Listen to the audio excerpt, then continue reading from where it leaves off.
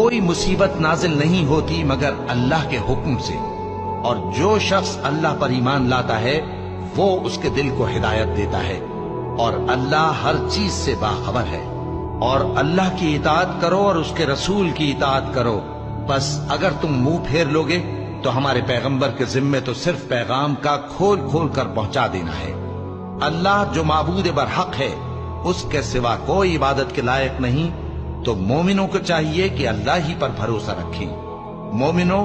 تمہاری بیویوں اور اولاد میں سے بعض تمہارے دشمن بھی ہیں، سو ان سے بچتے رہو، اور اگر معاف کر دو اور درگزر کرو اور بخش دو تو اللہ بھی بخشنے والا ہے، مہربان ہے۔ تمہارا مال اور تمہاری اولاد تو آزمائش ہے، اور اللہ کے ہاں بڑا اجر ہے، سو جہاں تک ہو سکے اللہ سے ڈرو اور اس کے احکام کو سنو اور اس کے فرمانبردار رہو اور اس کی راہ میں خرچ کرو، یہ تمہارے حق میں بہتر ہے۔